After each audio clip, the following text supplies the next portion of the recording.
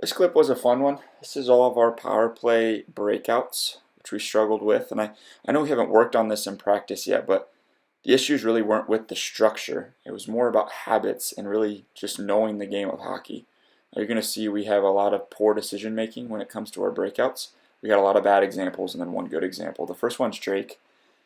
Drake, you actually do a really good job of catching their forechecker, chasing you behind the net. I mean, if we ever have that situation, all we want to do is get our feet going up the ice and we want to attack. We could turn this 5-on-4 into a 5-on-3. Instead, we got our head down. We just make a backhand pass up the ice to Mason. Mason ends up actually making a really, really good play. We end up getting out of the zone. He ends up beating this guy, but it's not ideal. Okay. And this next one, Drake, no awareness, no head check, no looking over your shoulder. You got your head down going around the net, and then all of a sudden the forechecker's on you. We just got to throw the puck away.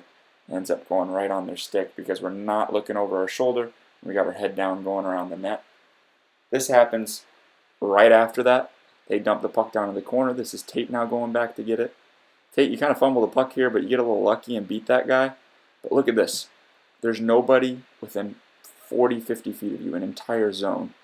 And yet instead, we choose to pass this puck. And this is kind of what I was talking about during the game. Don't get rid of that puck. We just turned a 5-on-4 into a 1-on-3. And Tate, you did a good job of getting up in the zone, and Nate does a good job. But I would rather us just skate that puck. Matt ends up making a good play, keeping us in the zone. But I want to see us take ice on the power play. Here's a good little play before a bad play. Parker ends up making a good little reverse there to Pierce. But Pierce, I want you to see this right here.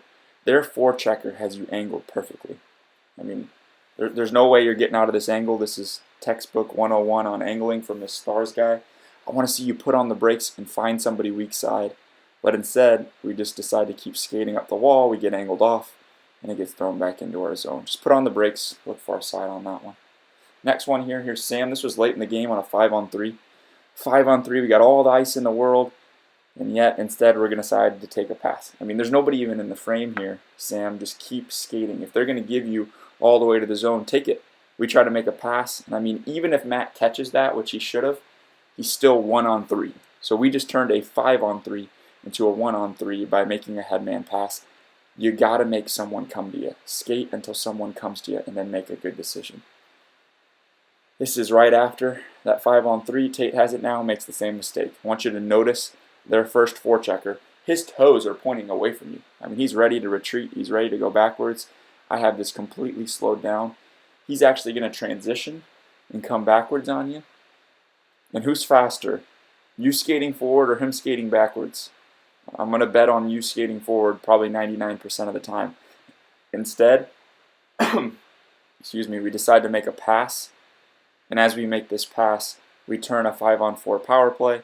And this pass doesn't end up connecting to anybody. But even if Matt does connect with that, it's a 2-on-3 going the other way. So we just turned a power play, 5-on-4 power play into a 2-on-3. We end up missing the pass. It goes all the way down for icing. Here's the only positive example. Put this one on repeat. Parker says, all right, we're on a power play. Nobody wants to come to me. I'll just take it myself. Take it all the way through. I'll get the puck to the outside. You want to give me the back of the net. Now I'll go behind. That's fine. I'll find a good centering chance in front to Mason. We get a good scoring chance. So, there was a lot of bad examples in that game. Really only one good example. Those are things we got to clean up. We got to be willing to make people come to us before we're going to give up the puck, or else we take that power play that we just had and we completely eliminate it.